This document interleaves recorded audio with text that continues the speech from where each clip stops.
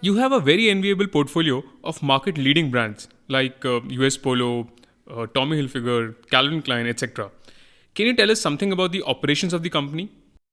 So we have multiple channels, have almost like 1,200 stores, largely franchisee and couple of our own Coco stores also. And we do very large business with our key partners, be it department stores, be it online partners, a lot of key retailers in cities. Typically, we sell from our central warehouse to all the channels. And the way our industry works is that we book orders in advance through roadshows, collect the orders, then send it to the manufacturers through sourcing team, produce them, then launch the season in February for spring summer and then August for fall holiday. The company is currently in the process of transitioning to supply chain 2.0. What has been the thinking behind it? See, let me start with two big broad philosophies that we believe in and are trying to execute. One is on capital constraint theory. We believe for any company, capital should be treated as a scarce commodity, and we should always believe good and bad time that capital is under constraint and it's a scarce commodity. So that's one philosophy we work on. Second philosophy is return on capital employed, that anything we do, it must deliver a certain return for our shareholders.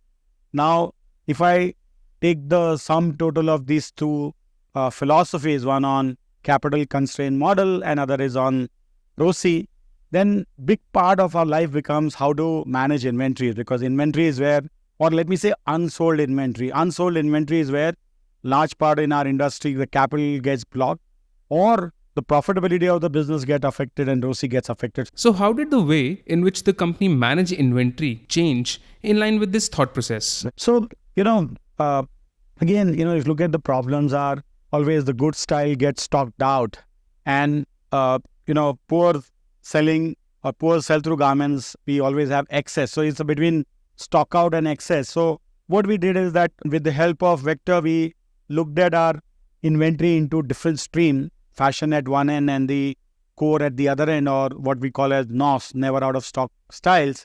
And we've now on making sure it's available and making sure that it is serviced without human intervention through the machine learnings. And the fashion is a different business where we've focused on improving the full price sell-through, designing the line closer to the market conditions, very nimble, adapt quickly, responsiveness. So, the two buckets of the inventory behave differently and our treatment should be different for each of these two buckets. Can you elaborate on how supply chain 2.0 aligned with this approach? What Vector does, they have a software, Vector Flow, and there's a very detailed working from stores to central warehouses to the garment tiers to the mills. All the four pillars are very important. From store, what should be stocked there and where and how the visual merchandising and racking of course should be, to the central warehouse should be what should be the stock norms at central warehouse, where should the bin be in the warehouse for these core products, the alignment of the warehouse. We work with DHL, their alignment on this. Then going back to the garment makers, the factories which produce garments, alignment with them, how much stock will they keep, what kind of capacity they'll dedicate it for us. And then the fourth pillar of the mills themselves, that here we are moving away from holding inventory in the store and the warehouse back to the vendor, where the vendor is going to hold capacity and inventory for us. So alignment is important. It takes time to get everybody aligned. So all the four pillars from store to warehouse to garment tiers to mills are all aligned. It's taken us 6 months of a lot of hard work for Vector team and our team, but together we have sort of created that alignment and we have seen green shoots of benefit from this alignment. Can you elaborate on these benefits in the core category so far?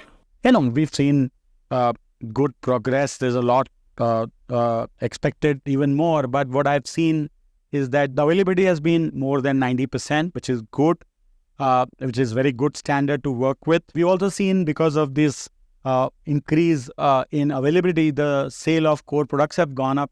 Now seeing 17-18% contribution coming from core, some cases gone even beyond 20%, and there is a opportunity to even increase the share of core through Vector project. we want to take it to a higher level. And the beauty is that the turns in this business tend to be higher than the company stock turn. And also the GP tends to be higher because these are perennial, they shouldn't be discounted.